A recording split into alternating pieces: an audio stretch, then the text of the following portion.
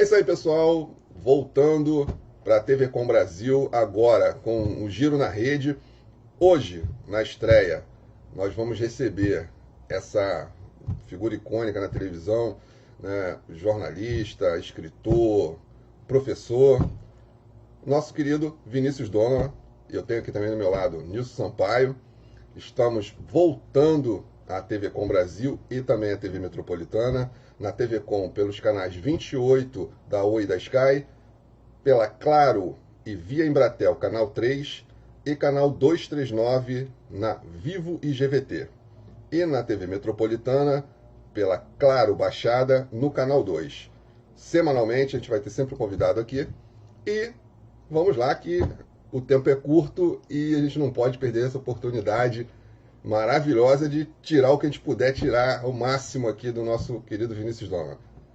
Nilson, é contigo. Vamos lá, né? Vamos começar então. Carlos, prazer, né? Estar estreando o programa contigo e com o Vinícius Donovan, que me permita, né, chamar de professor, né, que a gente aprende cada dia. Isso, um aprende com o outro, cara. Mas, Vinícius, eu queria perguntar antes, né, como é que foi o seu início, né, na carreira, né? Você começou muito novo, né, com 17 anos. Queria que você contasse um pouco para os nossos telespectadores. Bom, antes de tudo, queria agradecer a presença, queria desejar boa sorte. Esses canais são muito importantes para a produção e disseminação de conteúdo. Me sinto profundamente honrado, estarei sempre à disposição. Nilson e Carlos, faltou entrevistado, só me chamar, já sabe do WhatsApp, eu estou aqui à disposição. Com certeza. Muito obrigado. Eu comecei realmente, Nilson, muito novo, foi em 1987, eu tinha 17 anos, estava completamente perdido antes de fazer a faculdade. Fui fazer um teste vocacional lá, Carlos, para saber para onde eu ia, e aí deu raciocínio para exatas, aptidão para humanas e interesse por biológicas. Eu falei, caramba, meu amigo, fazer o teste para me ajudar, me deu um negócio desse aí. Aí a psicóloga do colégio, a Kátia, com quem eu nunca mais tive contato, né, e por quem eu tenho uma gratidão imensa, ela falou, cara, você é o único cidadão aí da escola que não viu que nasceu para ser jornalista, é o único, vai para casa e pensa. E aí no dia seguinte eu tomei a decisão de prestar a faculdade para a PUC de Campinas, eu morava em Campinas. E logo no segundo mês de faculdade eu consegui um estágio na extinta Rede Manchete, de televisão em Campinas, havia uma TV chamada TV Metrópole, e eu era o faz-tudo. Então eu dirigia uma picape que tinha sido ambulância, uma picape de 1976, que era o carro da reportagem. Ele não tinha carteira de motorista, tá? Mas dirigia. Caramba. E aí um dia a TV era tão portentosa, era tão grande, que faltaram os dois repórteres, o João Luiz Palomino e a Cláudia Monteiro. Não sei o que aconteceu. Aí botaram uma gravata no meu pescoço, tive todos os desarranjos intestinais associados ao nervosismo. E aí, meu amigo, fiz a minha primeira matéria para televisão aos 17 anos de idade. Estou com 51, então tem uma estradinha aí de 34 anos fazendo matéria para TV. Ô Vinícius, você trabalhou, você acabou de falar, né? Trabalhou numa afiliada, né, da Rede Manchete, mas você trabalhou em quais veículos na tua carreira? Eu trabalhei em televisão, depois eu trabalhei em televisão, depois eu migrei para televisão. Aí eu fiz mais um pouco tempo de televisão, depois eu fui para a web. Minha vida inteira foi televisão. Eu fui redator de rádio muito pouco tempo, eu nunca fiz locução para rádio, eu adoraria ter feito. Acho que a minha carreira, nessa segunda metade de século de vida, vai perpassar pelo rádio, ou já perpassa de uma outra maneira pelo podcast. Hoje eu faço mediação de 3 podcasts, que na verdade são o rádio on demand, né? Você demanda aquela programação para o horário que você quiser. Mas a minha carreira toda, cara, foi construída em televisão. Eu nunca trabalhei em jornal impresso. Eu comecei na Manchete de Campinas, fui para a Manchete de São Paulo, depois fui estudar fora, me formei em Portugal. Não sou de família rica, então fui garçom, trabalhei vendendo câmera, e meu último emprego foi vendendo lingerie. Então, roupa íntima é minha especialidade antes de jornalismo. E a loja está aberta até hoje para quem quiser comprar, lá na cidade do Porto, em Portugal, a Ana Fred. Os donos da loja são meus pais, né? As filhas dos donos da loja são minhas irmãs de verdade, nós somos uma grande família, mas a minha vida toda foi televisão. Televisão e esses outros bicos que me ajudaram a me formar. Assim, você acabou passando pelos grandes canais, né? A Estilo da Manchete, né? Que foi Uhum. um canal maravilhoso, né? E Foi. formou muita gente, trouxe muita Você nem gente, se né? lembra, né? Você não Pô, era nem nascido direito. Vai, rapaz, puxa eu, vida. eu, eu me orgulho de falar que eu assisti a Dona estreia. B de Pantanal? Não, Não. cara, icônico foi aquele vídeo abertura, quando ela entrou no Da, ar, né? Com aquela. daquele M rodando pelo Brasil. Isso, E aquela exatamente. música. Aquele sol, né? O sol nascendo. Exatamente. Cara, Muito aquilo legal. é maravilhoso, né? E, assim, eu me orgulho por assistir. Tinha um programa que eu não esqueço, Raio Laser, que era um programa de. Nossa. Foram os primórdios da MTV no Brasil, vamos dizer assim, porque o Raio Laser foi um programa icônico, né? Que começou com essa questão dos videoclipes, dessa Com coisa certeza. musical, né? E você passou pela Globo, né? E Sim. também pela Record, Pela Record. isso. E agora, Estou na web. mas você tem todo um trabalho diferenciado na web, né? Bom, eu fui para a web por um tempo pequeno. E esse tempo se prolongou e muita coisa aconteceu nesse tempo. Então, a minha ideia era tirar um chamado sabático. Rico chama de sabático, né? Jornalista chama de tempo. Fui tirar um tempo para escrever meu livro, né?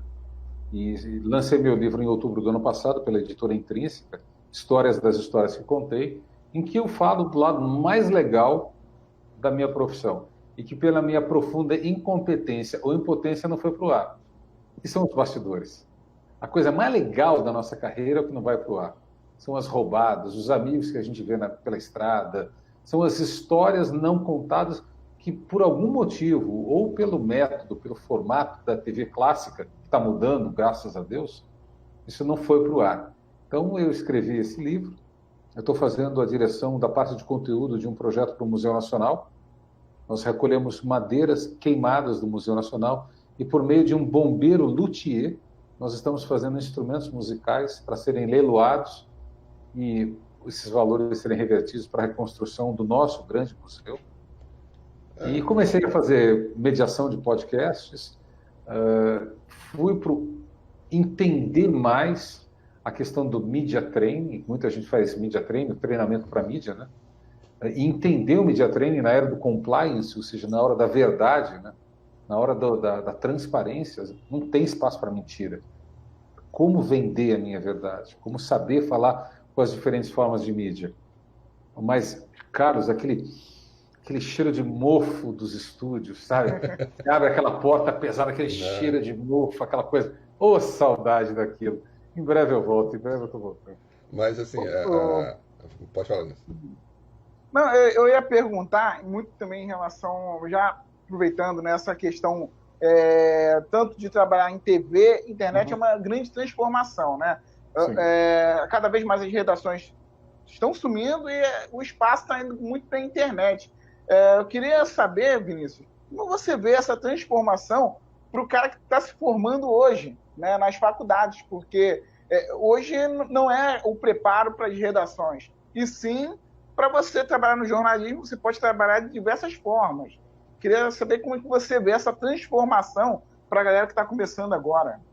Eu fiz um curso online, lancei agora no dia 7 de abril, foi o nosso dia de jornalista, né? E nesse curso eu falo muito sobre essa questão, Nilson, porque talvez as faculdades não estejam preparadas para preparar, já eram criticadas por não preparar o jornalismo ou jornalista para a prática, né? E principalmente essa prática agora, pré-pandemia e pós-pandemia. A gente tem hoje a produção remota que veio para ficar, é um modelo mais seguro, mais barato de produção e realmente eu acho que veio para ficar. Eu acho que as faculdades não estavam muito preparadas para essa realidade. Mas vamos falar do período pré-pandemia e depois a gente volta para a questão da produção remota. Carlos, no meu tempo, eu era repórter. Se eu metesse a mão na ilha de edição para editar um VT, o cara falava, tu tá maluco, cara? Tu não ganha para isso. Ou se eu fosse produzir um VT, Nilson, pô, cara, tu não é produtor, tá querendo roubar o trabalho de um produtor? Hoje, a gente tem o profissional multitarefas. Isso. Ponto. Com as redes sociais, esse profissional multitarefas se tornou multitarefas e multiplataformas. Eu tenho que entender que tem hora que eu vou ter que fazer o vídeo na vertical, que é para o Stories. Isso. Eu vou entender que o vídeo na horizontal é para o YouTube, para o Twitter e para outras formas que utilizam o vertical, o horizontal e não o vertical. E eu tenho que entender a chamada diferença de storytelling. O que eu falo no LinkedIn, eu não falo no Twitter, eu não falo no Facebook, eu não falo no Instagram. Então, o jornalista tem que estar preparado para esse momento. E aí vem a pandemia.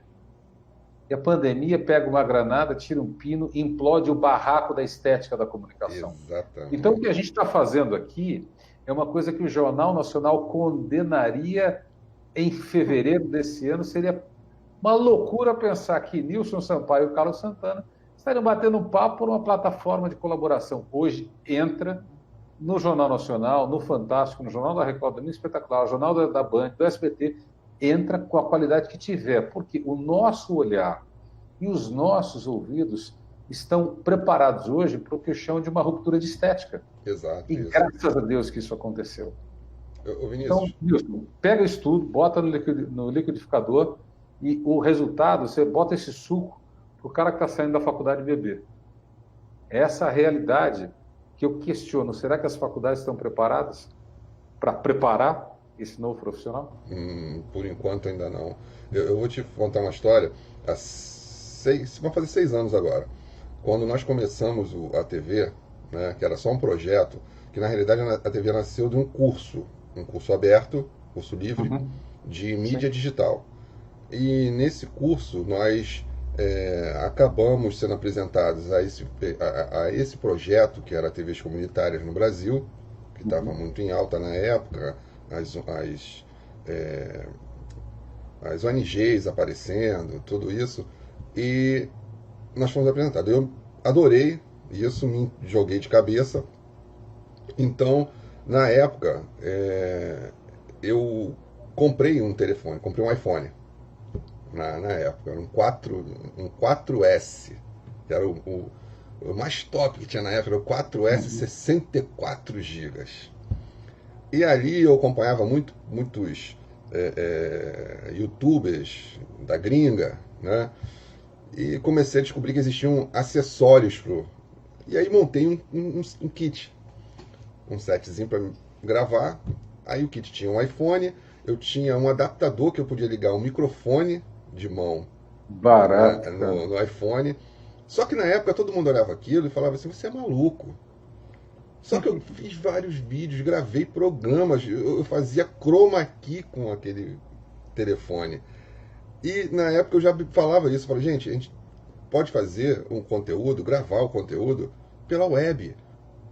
Você não precisa ser presencial, você pode, conversar com o cara.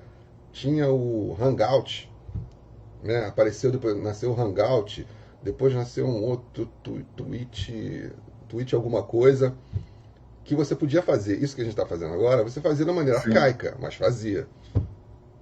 Hoje, o coronavírus trouxe isso de volta. Acelerou esse processo, né? Que já veio de muito tempo, mas o pessoal ainda ficava empurrando. E agora é uma ferramenta fundamental. Como você falou, destruiu a estética da televisão. Acabou, não tem aquela imagem em 4K, 2K, seja o que for, né? Você, hoje, uma câmera de 130 mil reais, né? Uma câmera de ombro, você compra um telefone de 2 mil, 3 mil reais, ou até menos, e você tira um resultado maravilhoso. Com certeza. É o chamado MOJA, né? MOJA. São as iniciais de Mobile Journalism. É o jornalismo feito a partir do telefone celular. Quando eu falo jornalismo, eu quero ampliar, né? A produção de conteúdo. Eu fiz em 2009 uma série de matérias para o Jornal da Record, e ali o pessoal da Record bancou uma loucura que a gente fez com o portentoso Nokia N95. Caramba, que era um icônico. celular Icônico. Esse total. Esse é um ícone da finlandesa Nokia, que ele tinha um sensor de câmera de 5 megapixels.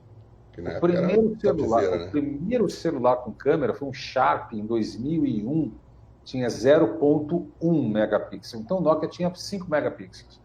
E nós fizemos a primeira reportagem para a televisão brasileira com imagens exclusivamente de telefone celular.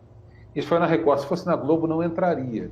E não entraria porque, à época, o Departamento de Operações jamais aprovaria aquela qualidade de áudio e de vídeo.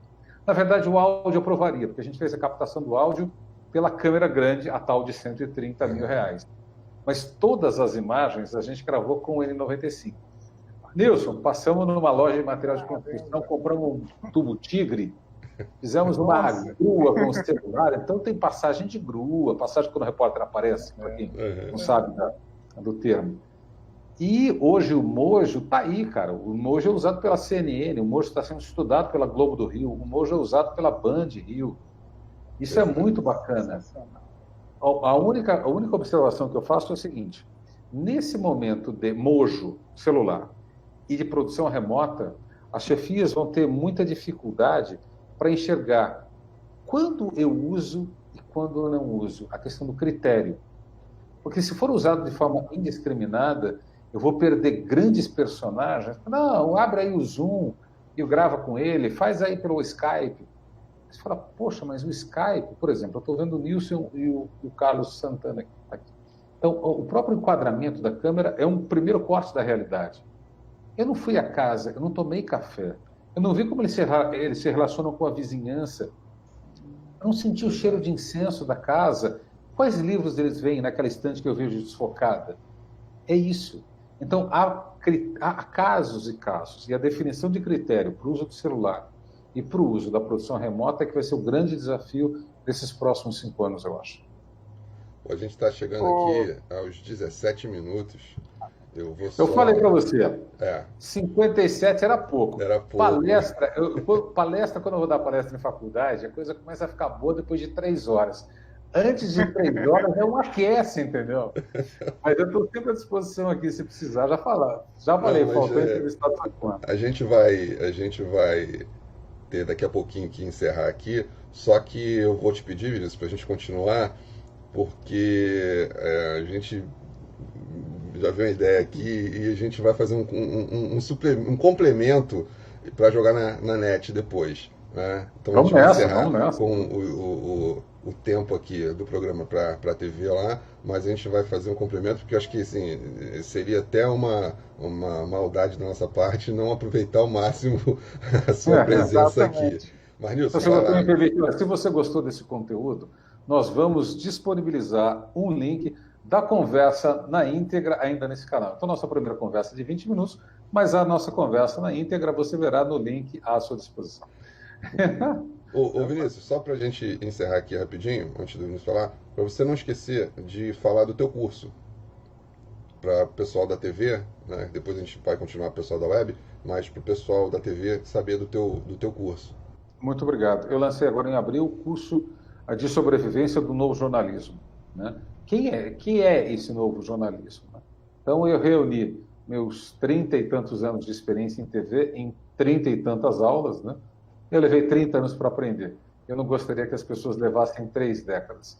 Então, eu criei atalhos com as minhas técnicas, tudo aquilo que os grandes mestres que eu tive nesses 30 e tantos anos me passaram e aquilo que eu fui aprendendo, como uma aluna minha costuma dizer lá de Goiânia, na tora, na raça, eu falei, não, tem que ter uma técnica, tem que ter uma metodologia.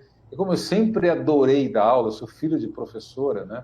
Sempre adorei trabalhar com a formação dos mais novos, dos recém-chegados, então eu falei, não, preciso criar a minha metodologia e por isso lancei meu curso.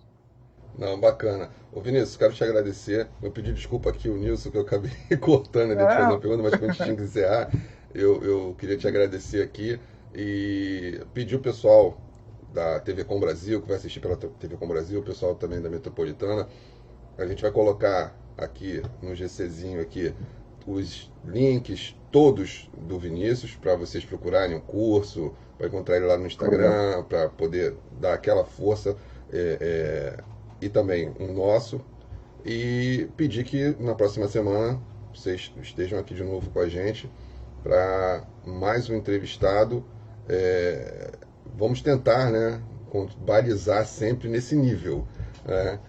E agradecer você, Vinícius, mais uma vez, pela sua presença aqui. Poxa, tamo junto.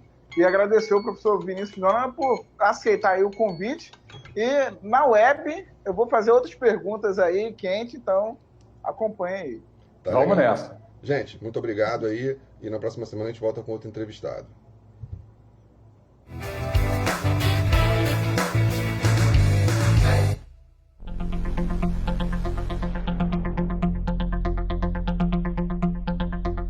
Olá!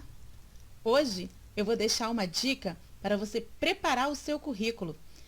As organizações, a cada dia que passa, estão muito exigentes. E essas exigências perpassam pelas competências.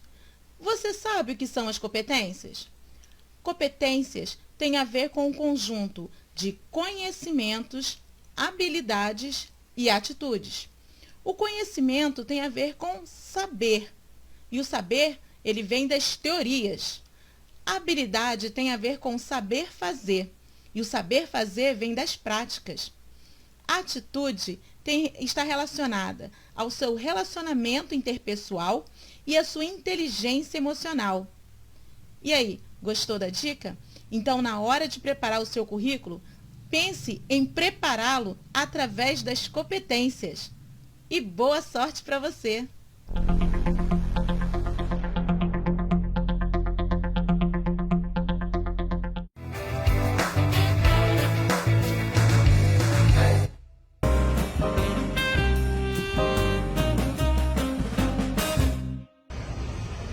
Olá, eu sou Andréia Zito, fui deputada estadual por 2 mandatos, também deputada federal por 2 mandatos, iniciei minha vida pública aos 24 anos.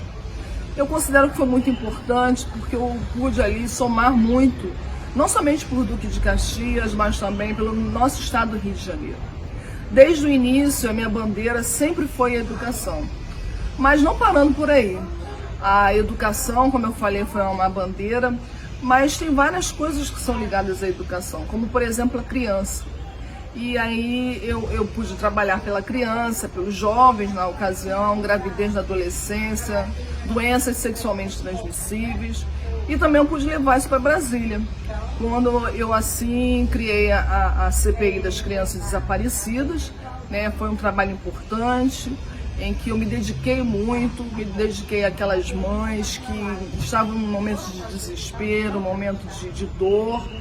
E não somente eu criei a CPI, mas também eu fiquei como relator. Eu pude viajar por diversos estados, né, e fiz um relatório buscando levar para o governo federal metas, né, e formas de que para que a gente pudesse diminuir pelo menos o número de crianças desaparecidas. Infelizmente não foi abraçado. Infelizmente, esse relatório ele não foi abraçado. Mas eu tenho certeza que a minha parte, enquanto deputada federal, ela foi feita assim. Assim como também outros parlamentares que abraçaram isso, fizeram também juntamente o dever de casa, como a gente fala. E eu espero sinceramente que outros parlamentares eles possam ter a consciência disso. E não somente, né, o que eu estou falando aqui, tem a questão da CPI das crianças desaparecidas, que eu falei na questão estadual, na questão até mesmo federal, porque como deputada federal foi isso que eu pude fazer, né, visitando outros estados, mas também aqui na questão da nossa cidade de Duque de Caxias, trazendo verbas para as creches, nosso prefeito Zito trabalhando, né, ele governando a cidade. Encaminhei também verbas para outro prefeito que infelizmente não quis receber a nossa verba. Também o Colégio Pedro II foi uma obra, uma conquista nossa aqui para o nosso município, né? A faculdade, a UERJ, que hoje está ali situada na Vila São Luís, a nossa passarela na Washington Luiz, enfim, foram vários os trabalhos que nós pudemos fazer para colaborar e eu dar o retorno para a população do voto que eu recebi. Qual o papel da mulher na política? Eu acredito que a mulher ela tem um papel fundamental na política, o papel de somar, né? Porque nós temos, sem dúvida alguma, uma sensibilidade, principalmente com a família, essa questão dessa sensibilidade, ela se volta principalmente para os filhos, para o lar. Então, eu considero que, somando, a mulher tem muito a fazer, a colaborar dentro da política para cada um de nós. O que você mais se orgulha em sua trajetória política? Meu maior orgulho na trajetória política é principalmente a emenda constitucional 70, onde eu pude fazer valer os direitos dos aposentados por invalidez. Né? Nós pudemos resgatar isso. Foi uma emenda que beneficia a todos os aposentados por invalidez. E também, claro, dentre várias conquistas no município, o nosso Colégio Pedro II. Política é profissão ou uma missão? Não, sem dúvida alguma, a política é uma missão. É uma missão a partir do momento que as pessoas, né, o eleitor, ele deposita na gente uma confiança. Então nós temos a missão de corresponder essa confiança trabalhando, lutando. Então eu não considero como uma profissão, não.